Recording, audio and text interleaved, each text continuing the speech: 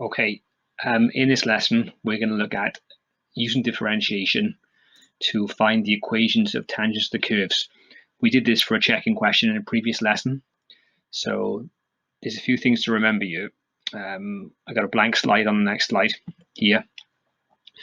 So a few things to remember, or maybe just one actually. Remember that dy by dx is so important because that is, okay, the tangent gradient. Okay, that's all we know. All right, that's why dy by dx is important. It's the tangent gradient at a particular point of a function. That's the first important thing.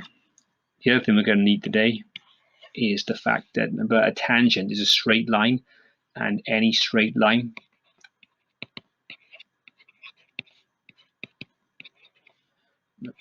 looks like y equals mx add c.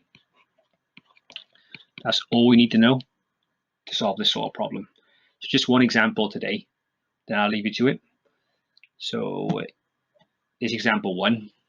Perhaps pause the video, write the example down, and then come back to the video and we'll go through it. Okay, welcome back. I'm just going to write down what the function was. I think it was this from memory, but I'll just go back and check. Oh, it was +2. My apologies. Okay, we're asked to find the tangent, the equation of the tangent at the point P, and P has got x coordinate 3. So I know that I'm looking at this point here. P is -3, comma something. Okay, so I mean, I may as well try and find this missing y coordinate first. I'm going to need it for y equals mx and c anyway. Yeah, remember, to find the y coordinate, you can just substitute the x coordinate into the function definition, because y is 2x squared minus 5x add 2. Okay, so at x equals -3, y is going to be 2 times -3 squared. Don't forget these brackets. Take away 5 times -3 plus 2. And then I haven't got a calculator on me. My bad. So I'll work this out separately. This is going to be 18 here, I think. Yeah, and then -5 has -3, so this would be +15 plus 2, so you get 35. So actually P is -3. Let me get rid of that and change it now to 35. Okay, I found the y coordinate. Job done. Right, now I'm going to differentiate the function to get the tangent gradient. And we know by now, don't we? Okay, remember, take 1 off the power and then times by the power, and then take 1 off the power. So this is going to be 4x to the power of 1, or just 4x. Remember, -5x goes to -5, and any constant term vanishes. We've done this. We've done it in a previous lesson lots of times. We're all good at differentiation by rote. Okay, so this tells me that this is the tangent gradient. Okay, at any point is 4 times the x coordinate minus 5. So I might make a note, Josh. Okay, this is the tangent gradient. Okay, so at -3, 35, the tangent gradient, I call it m subtangent, is dy by dx. So that is 4 times x minus 5. And if you work this out, then you get, I think, -17. Yeah, you get -17. This is a very steep negative tangent here, okay? But that is the tangent gradient at that point. Okay, so I know now, don't I, okay? To find the tangent equation, I can use y equals mx add c. Okay, so at p minus 335, y equals mx add c. And again, we're excellent at doing this. We did it many times before, loads of times before. So sub in your values, you're going to get 35 equals m equals negative 17 times minus 3 plus c.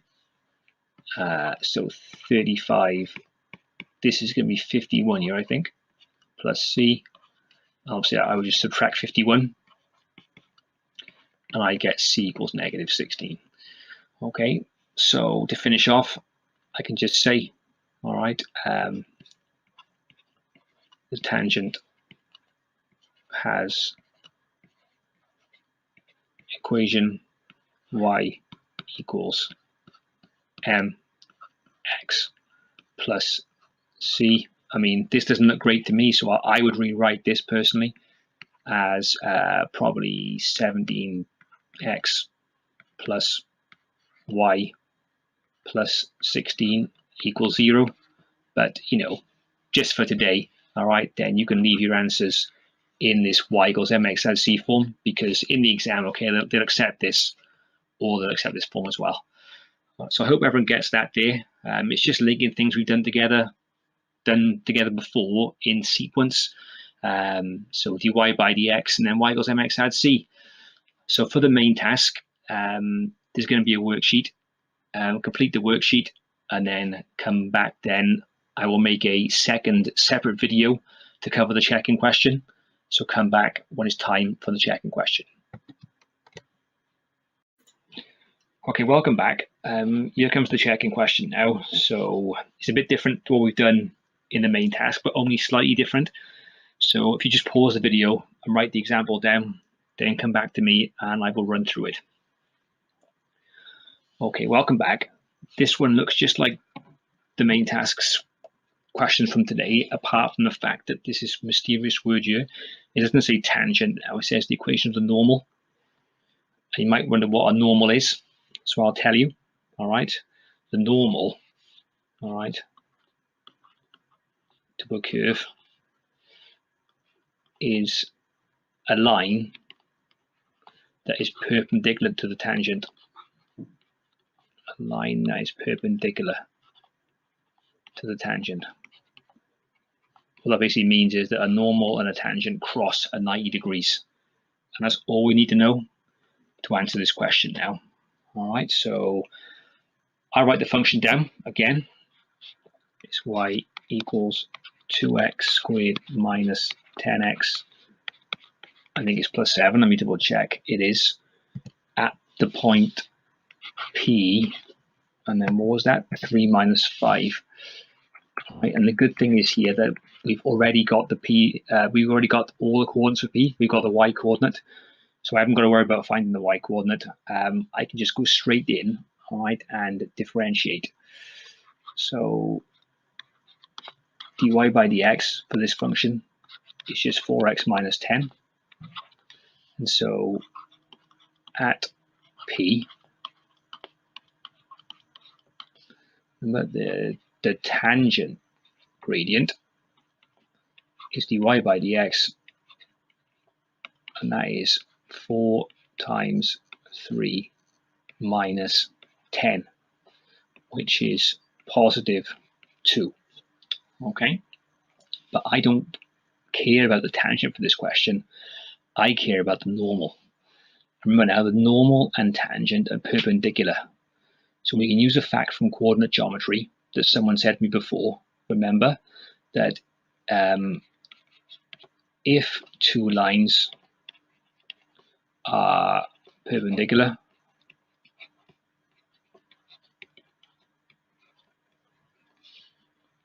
remember, then the gradients multiply to -1. So I'm thinking now, okay, that I know that the normal gradient, okay, m normal I'll call it, all right, multiplied by 2, the tangent gradient, must equal -1. Okay, because they're only perpendicular if the gradients times to make -1. And obviously you can see if I divide by 2, okay, I get that the normal gradient in the end is equal to -1/2. And that's all I need now, because normal is still a straight line. So I can still use y equals mx add c. So I'm going to y equals mx add c. Well, what do I know? That means that -5 equals, remember m for the normal is -1/2. -1/2 times 3 plus c.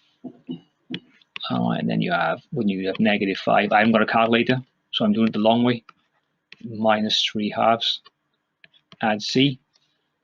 And then you just, you just add on 3/2 in this case, or 1.5 I suppose, which will give me -3.5. So I think in the end you're going to get c equals -7/2 in the end, or -3.5.